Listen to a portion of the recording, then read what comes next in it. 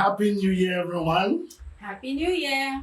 We are back to be live on set on Naked Issues in this beautiful year 2024.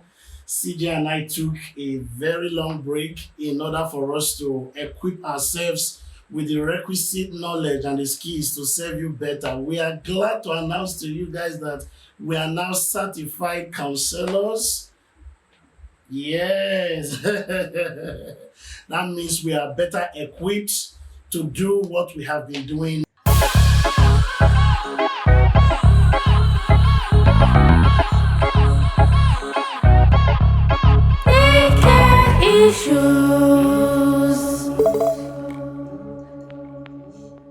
And so today, even as the year has started, we want to be a vital part of your 2024, and that is the reason why we decided to do this video. On Naked Issues today, we are going to be talking about 7 sure ways that we guarantee you happiness and fulfillment in the year 2024.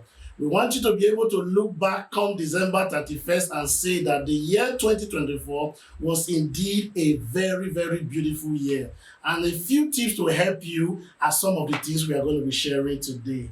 The first will be that in this year 2024, as a couple, you must learn to prioritize your family. Prioritize your wife, prioritize your kids. You know, we've been on holidays and we've been sharing quite some quality time together, sharing the moments during the festivities. But work is about calling, and a lot of us will soon be swallowed up in the business and activity of the year. And before you know what is happening, the best relationship in your life, which is that with your spouse and your kids, will start suffering. Because we don't want that to happen, that is the reason why we are coming today to say that even as you are planning to be your best in the workspace, you also need to schedule, quality time and attention for your family into your plans for the year 2024. Whether you like it or not, when all is said and done, all we have left is your family. That is the reason why they shouldn't have the worst of you. When work has taken the best of your day, they come back to come and meet the remnant of you. No, schedule them just in the same way you wake up in the morning and you are planning what your to-do will do for that day. Let your wife and your kids as well be part of your to-do for that day. The same thing goes for the women. Yes, absolutely. And the second thing that we would like to let you know that you should do to have a more fulfilled year when it comes to your life and your family and that of your kids is that you should forgive, lighten your ship, unburden your heart. There are things that happened in 2023 that may not have been resolved, but to take the step forward for you to have a more fulfilled, a peaceful ambience and a peaceful outlook in your home is for you to forgive that hurt, forgive yourself. It is not your fault. Even if it is their fault, they are only giving you what they can be and have been programmed by life to be. So forgive them, let go. For those of us who are Christians, prayers help a lot. Take some time to pray, and time does heal. Do not give up hope. Don't feel like what that hurt you can't outlive that hurt. You absolutely can. So forgive, let go of the burden, and have hope for a brighter and better 2024. Thank you for that, CJ. A wise man once said that you can't go forward looking backward. So let the things that were with 2023 stay with 2023 and go with 2023. 2024 is giving you a new slate for you and your spouse to, make the best of the year.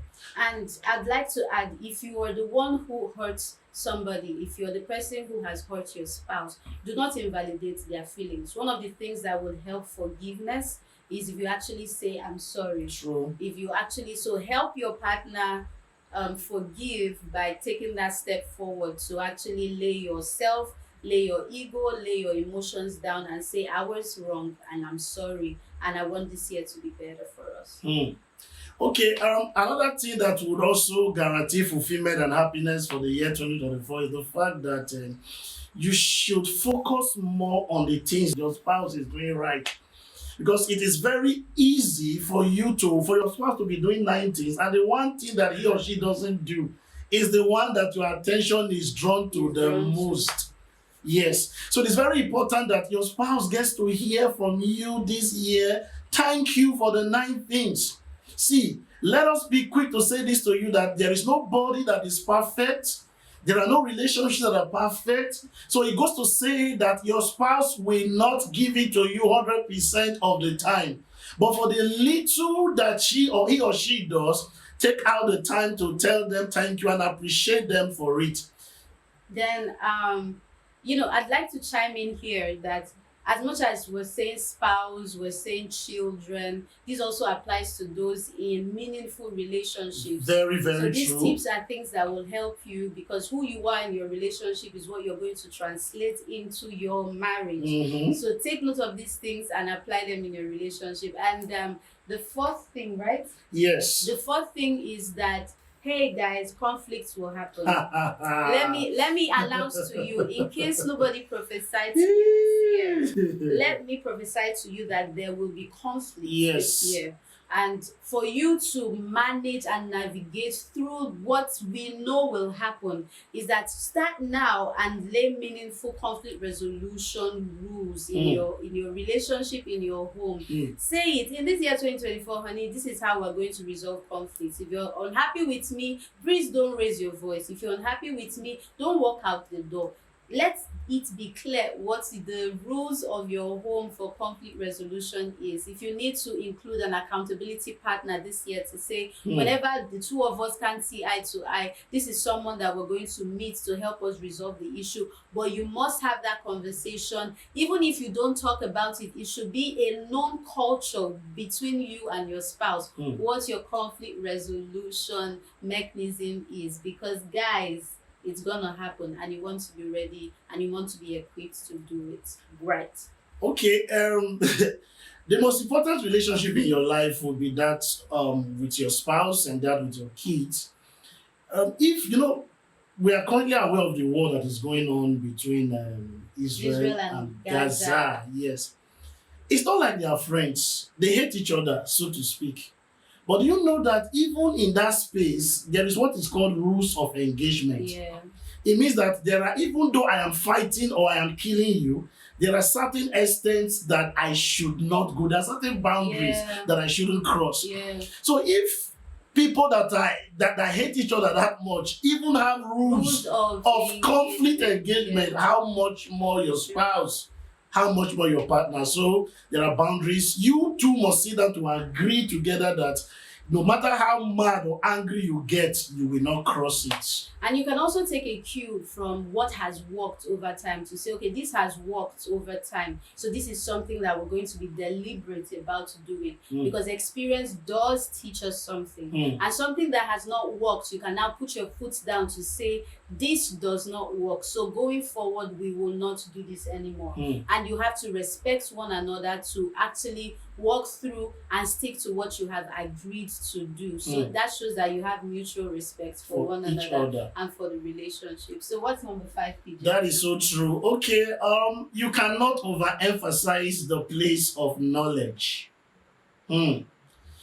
Research showed that after a few years, the person you are with becomes a totally different person. So you cannot be relating with your spouse in 2024 with the same knowledge you have of them in the year 2012.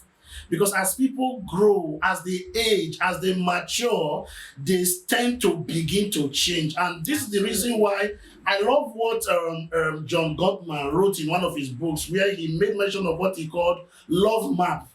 What I mean is that you should be able to situate or locate yourself in the same spot that your partner is as it relates to their love life.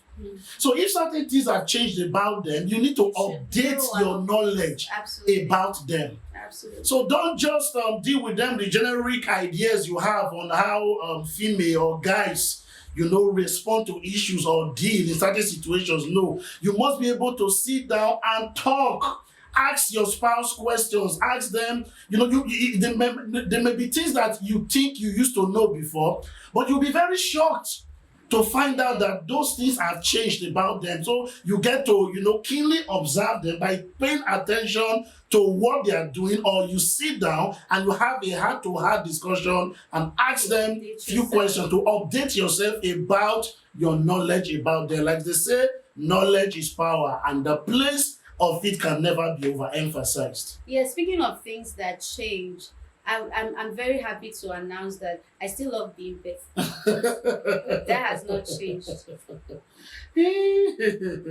So you change it, not okay. So back to it. Now, number 6 is this year. Most of us have goals. Most of us have things that we want to do. This year, make it a point of duty to do one thing for your partner that nobody else can do for them. And if you really think about it, there is something that only you can do. Only you can do what no man can do, or woman. No, but if you actually pay keen attention, there is something, and it doesn't have to be something that will take your money. It can be an act of service. It can be something that you will sacrifice. Something you will, kill an Isaac for your partner. Take them to the mountain and say, "For I will slaughter this Isaac for you." The point is, this year, do something for your partner that nobody else will do, because you'll actually be scoring higher in the emotional bank of your partner. Yes. It doesn't have to be something that is too gang-at-one. As simple as a public display of affection, for example. No one else can kiss your partner in public. Let them like it. So please, PJ said update your love man. Yes. If your partner is very introverted and you go and kiss them in public and they now are very embarrassed. No, but what I love what PJ just said. PJ, kiss me in public. Are you sure you want to do this on camera? No, not here. I'm just saying. We can do it here. No. Okay. Really. For the sake of those that are less than 18 years old. Okay, let's pretend that they don't know what that is. Yes, for your sakes, we will not kiss in public. But really, what PJ said is true. It can be something as simple as that. It goes a long way. It does go a long way. Like, I like sitting on his lap in public, and that's something that I can't do with anybody else. That is so true. Yeah, so that's something. But do the big things if you can. Yes, the big things and the small things as well that matter a lot to your partner. Okay, for the 7th point on this, it's a new year, and one of the way that you can, blow a lot of wind under the wings of your partner is to be very supportive of their dreams. Yeah. I know when the year was winding down and the new year was about to emerge, your partner had certain goals and aspirations that they wanted to achieve for the year 2024. Yeah. See, one of the best gifts you can give to them is to invest in those dreams and also be invested in the dreams. Yeah. You can decide to be an accountability partner to your spouse by maybe in February or March coming to say, you did, first of all, start by asking them, what are some of the things you want to achieve for this year that will really make you happy? I want to write books this year. Baby, when are you? Back to you.